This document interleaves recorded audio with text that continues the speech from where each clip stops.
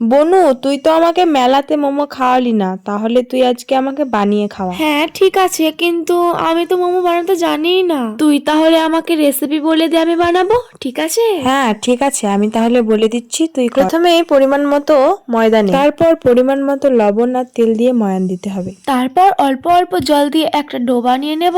হ্যাঁ, এটা এদিকে রেস্টে রেখে দে, তারপরে ওইদিকে চিকেনটা রেডি করে নে। চিকেনটা আবার কিভাবে রেডি করব? আরে হাদারাম, আমি বলে দিচ্ছি। প্রথমে মিক্সার জারে চিকেনের পিসগুলো ধুয়ে তুলে নে, এর মধ্যে কাঁচা লঙ্কা আর ধনের পাতা দিয়ে দিলাম। তারপর ভালো করে মিহি একটা পেস্ট বানিয়ে নে। এরকম তো?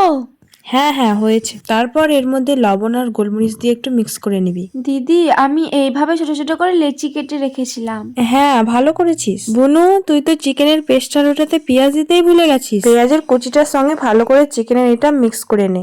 তারপরে তোকে আর কিছু বলতে হবে না, আমি করে নিতে পারবো। ঠিক আছে, কর।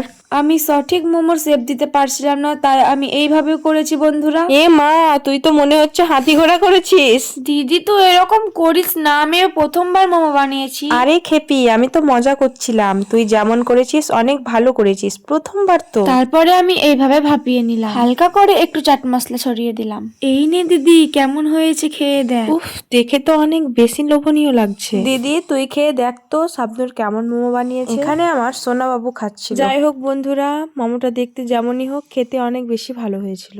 ভিডিওটা ছিল এই পর্যন্তই। আমাদের সাধারণ মোমো রেসিপি ভালো লাগলে লাইক করবেন।